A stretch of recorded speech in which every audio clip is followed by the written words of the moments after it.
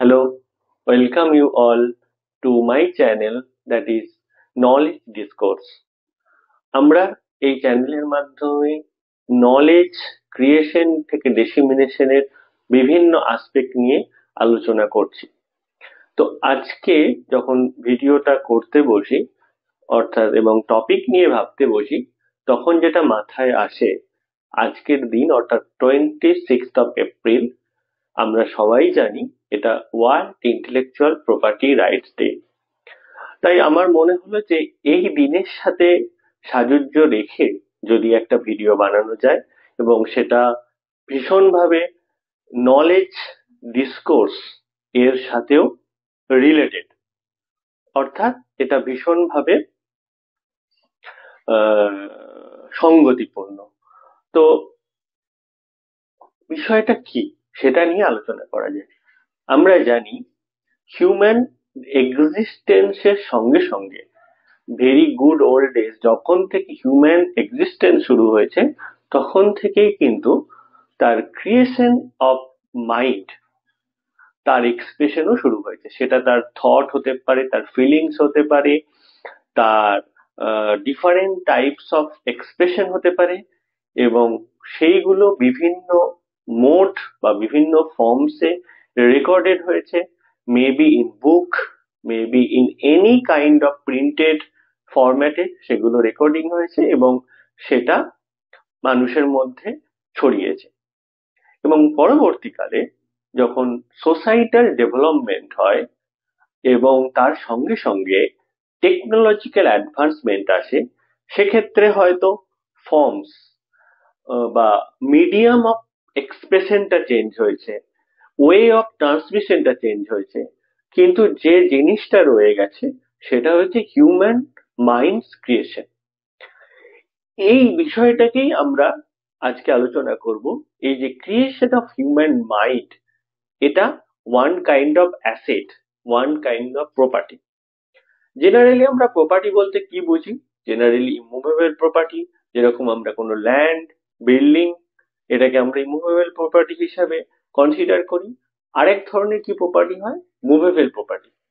সেটা কোনো জুয়েলারি হতে পারে, কোনো স্টকস হতে পারে, এনিথিং মুভেবল প্রপার্টি। এর বাইরেও থার্ড কাইন্ড অফ আরেকটা প্রপার্টি আমরা কনসিডার করি, সেটা হচ্ছে ইন্টেলেকচুয়াল প্রপার্টি।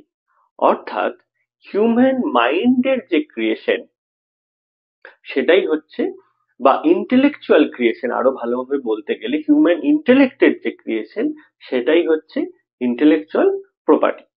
মানে যদি ধরা যায় আমরা যদি কোনো একটা মেশিন, সেটা কেউ না কেউ ইনভেন্ট করেছে, বা একটা গল্প বা কবিতা, সেটার তার কোনো না কোনো অথর বা লেখক বা কবি আছেন, বা একটা মিউজিক, তার কোনো না কোনো কম্পোজার আছে, ডিরেক্টর আছে, যে গান করছে সে আছে। তো এইগুলো হচ্ছে বিভিন্ন ফর্মস অফ এক্সপ্রেশন এবং যার কেউ না কেউ ক্রিয়েটার আছে। বা ধরুন আপনি একটা খুব ভালো ওয়েল ডেকোরেটেড ফার্নিচার কিনছেন, সেটার ডেকোরেশনটাও বা সেটার ডিজাইনটা কেউ না কেউ ডেভেলপ করে দিয়েছে। বা ধরা যাক আপনি খুব ভালো একটা ওয়ালপেপার কিনছেন, সেটা কেউ না কেউ তার ক্রিয়েশনের মাধ্যমে তৈরি করেছে। তাই প্রত্যেকটা টাইমে আপনি যখন কিছু কেনেন বা কিছু বাই করেন, তার একটা পোর্শন কিন্তু চলে যায় ওই ক্রিয়েশনের ক্রিয়েটারদের কাছে, যারা কিনা অরিজিনাল ডকুমেন্টটা ক্রিয়েট করেছে by their thought, by their intellectualities, by their thinking, এই by their time, by their valuable time also. অর্থাৎ কিনা আমরা পে করি for their creation, for their intellectuality. এই ভ্যালুটাকেই আমরা বলছি যে ইন্টেলেকচুয়াল প্রপার্টি। এবার রাইটস বলতে কি বোঝায়? যখন সেই প্রপার্টিটাকে ওন করছে, অর্থাৎ যে কিনা ডকুমেন্টসটা বা পেন্টিংটা বা মিউজিক বা কিছু ডিজাইন সেটা যে ক্রিয়েট করেছে, he or she owns the product. তো এই ওন করাটার নাম হচ্ছে রাইটস। কারণ যদি না তার সেই ওন ফিলিংসটা না থাকে, তাহলে সে কখনো সেটা তার ক্রিয়েশন হিসাবে দাবি করতে পারবে না। বা যদি অন্যভাবে ভাবি, সেই ক্রিয়েশনটার পেছনে সে যে এফোর্ট দিয়েছে তার কোনো ভ্যালু থাকবে না। তাই এই কারণেই ওয়ার্ল্ড ইন্টেলেকচুয়াল প্রপার্টি একটা বিশেষ আলোচনার বিষয়, এটা নিয়ে আমরা ডে সেলিব্রেট করছি। আমার মনে হয় জিনিসটা অনেকটা ক্লিয়ার। এবারে আমরা আসবো, why do intellectual property rights matter. কি কারণে এটা এতটা বেশি ম্যাটার করে যায়? এটা ম্যাটার করে যায় এই কারণে যে আমরা যদি এই ক্রিয়েশন গুলোকে না ভ্যালু দিয়ে থাকি, সেক্ষেত্রে আমরা কখনোই রিওয়ার্ড দিতে পারবো না for any kind of intellectual creation. বা ইন ফিউচারে যারা নিউ জেনারেশন আছে বা আপকামিং জেনারেশন আছে, তারা কখনো কোনো নতুন কিছু ইনভেন্ট বা ক্রিয়েট করার ক্ষেত্রে কোনো রকম মোটিভেশন পাবে না। অর্থাৎ এটা রিওয়ার্ডের সাথে সাথে রিকগনিশন অফ প্রোটেকশনও আমরা বলতে পারি। এবং একই সঙ্গে থার্ডলি যদি বলি, it is also the encouragement and growth for the new creation also. তো এটা গেল ওভারঅল ইন্টেলেকচুয়াল প্রপার্টি রাইটস বলতে কি বোঝায় তার সম্পর্কে একটা ওভারঅল আলোচনা।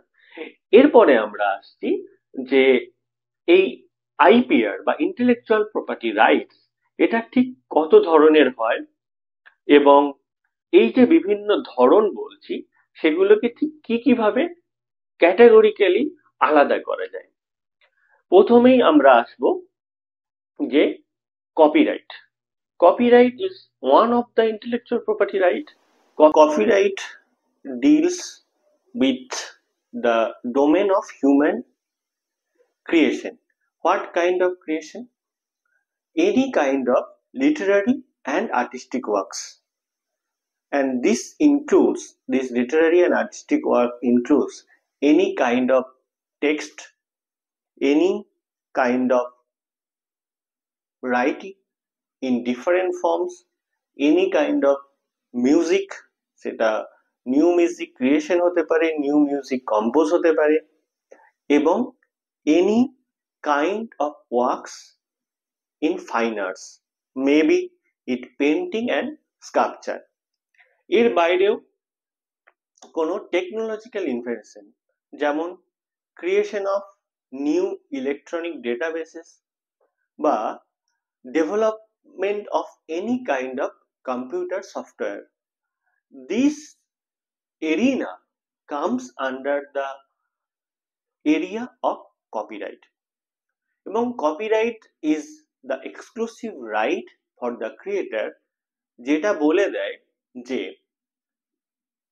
কেউ একজন এই পার্টিকুলার ক্রিয়েশনটা যদি ইউজ করে, সে সেটা কেমন ভাবে ইউজ করতে পারে, বা তার সে যদি সেটা কপি করে তার ঠিক কি করার পারমিশন আছে, এই সমস্ত টার্মস এন্ড কন্ডিশন মেনশন করা থাকে under the purview of copyright law. এবারে আমরা আসছি other kinds of intellectual property rights. যেমন ধরুন, আমরা যদি শাড়ির ক্ষেত্রে ধরি, সেক্ষেত্রে মুর্শিদাবাদের সিল্ক বিখ্যাত এবং এটা প্লেসের সাথে রিলেটেড। বিষ্ণুপুর বা ধনিয়াখালীর তাঁত বিখ্যাত, সেটা প্লেসের সাথে রিলেটেড। বা আমরা যেমন জানি যে শক্তিগড়ের ল্যাংচা এরকম একটা খাবার, এবং সেটা কোনো প্লেসের সাথে রিলেটেড। তো এইরকম প্লেসের সাথে বা স্পেস স্পেসিফিক যদি কিছু প্রোডাক্ট হয়, সেটা আসবে জিওগ্রাফিক্যাল ইন্ডিকেশনের আন্ডারে। So under the purview of geographical indication. Thirdly, কোনো একটা শেপ বা যদি আরো ভালো করে কোনো ব্র্যান্ড বা লোগো, যেরকম ধরুন হচ্ছে আধখানা খাওয়া আপেল, সেটা দেখলে আমাদের মাথায় কি আসে? যেমন the company of Apple. So it is one kind of trademark যেটা দেখলেই আমরা সেই পার্টিকুলার ব্র্যান্ড বা পার্টিকুলার কোম্পানি সম্পর্কে আমাদের মাথায় একটা ধারণা চলে আসে। সো এইটা ওয়ান কাইন্ড অফ ট্রেডমার্ক এবং যেটা আরেক ধরনের ইন্টেলেকচুয়াল প্রপার্টি রাইটস ল।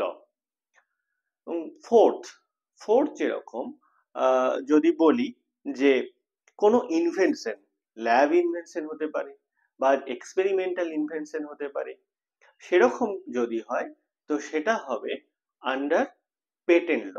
অর্থাৎ পেটেন্টের ক্ষেত্রে আমরা কোনো ইনভেনশন নিয়ে কথা বলি। এবং নেক্সট আমরা বলতে পারি ট্রেড সিক্রেট। ট্রেড সিক্রেট কি জিনিস? কোনো একটা প্রোডাক্ট তার যে হোল ক্রিয়েশন প্রসেস সেটা নিয়ে যে ধরনের ডকুমেন্টেশন হয় বা যে ধরনের আরো ভালোভাবে বলতে গেলে সেটা নিয়ে যে ধরনের ইনফরমেশন অফ কমার্শিয়াল ভ্যালু যেটা রাখা হয় এবং সেটা ডিলস উইথ ট্রেড সিক্রেট। এবং এর সঙ্গে রিলেটেড হচ্ছে ইন্ডাস্ট্রিয়াল ডিজাইন। নেক্সট আমরা বলতে পারি ইন্ডাস্ট্রিয়াল ডিজাইন। ইন্ডাস্ট্রিয়াল ডিজাইন বলতে কি বোঝায়? যদি কোনো পার্টিকুলার প্রোডাক্টের শেপ, এটা 3 ডাইমেনশনাল হতে পারে, যে কোনো ধরনের অ্যাস্থেটিক শেপ হতে পারে, বা কোনো পার্টিকুলার প্রোডাক্টের যে আমরা যদি বলি সেই পার্টিকুলার প্রোডাক্টের ডেকোরেশন বা আর্টিস্টিক ক্রিয়েশন সেটার সাথে রিলেটেড এবং সেটা obviously creation of human mind, তাহলে এটা আসবে under the purview of industrial design. তো আমরা কি কি আলোচনা করলাম? Under the copyright, intellectual property rights, copyright, patents, trademark, trade secret, industrial design, geographical indication, and lastly আমরা বলতে পারি আরেক ধরনের ইন্টেলেকচুয়াল প্রপার্টি রাইটস যেটা নিয়ে যেটাও খুব ইম্পর্টেন্ট একটা পয়েন্ট হিসেবে হয়, সেটা হচ্ছে ইন্টিগ্রেটেড সার্কিট।